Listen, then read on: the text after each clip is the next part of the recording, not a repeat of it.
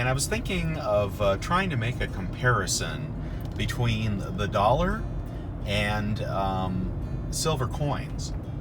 And here's what I think is going on, and why what they're doing right now to the dollar doesn't make a whole lot of sense.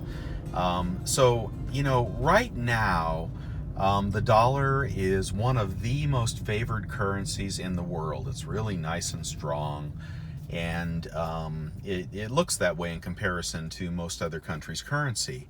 And people will usually say it's the world's reserve currency, it's the best currency of, the bunch, although that's not saying much for fiat.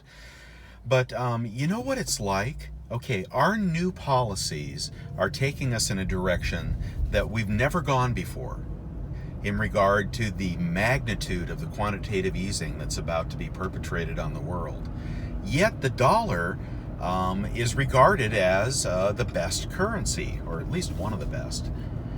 But you know what it's a lot like? It's a lot like silver coins. It's a lot like semi-numismatics. And here I'll give you a good example of this. The pandas, let's say the Chinese pandas, right? They've been around for decades and decades. One of the most beautiful silver coins in the world, produced in China.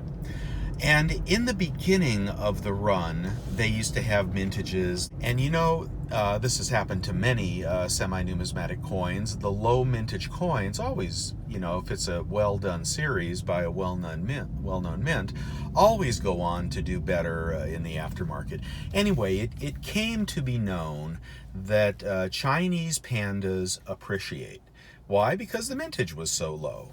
And this was true of Britannias, and this was true of Kookaburras, and that's just how that worked. So what happens is, after a few years in the beginning of a series, the returns appear to be very, very high, and the coin appears to be collectible. Well, that's about the very time that the mints start increasing the mintages. Upwards of 300,000, 500,000 in the case of the pandas. Millions and millions and millions. But for the longest time, people continued to buy pandas. They bought them because they thought they would appreciate. They bought rolls and rolls of them. I have some myself. Because even though there were millions of pandas being produced every year, they had a good track record.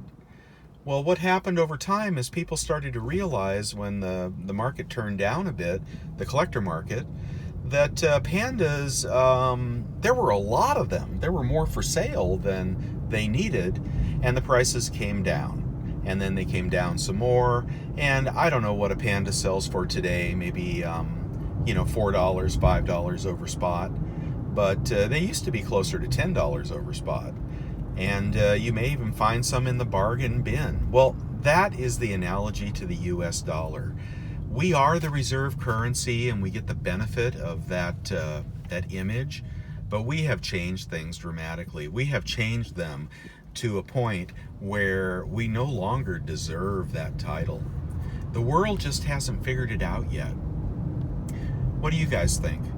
Do you think the chickens will come home to roost here, or do you think that the rest of the world will just get so much worse that we'll still look good? Appreciate hearing your thoughts, everybody. Take care. Louie out.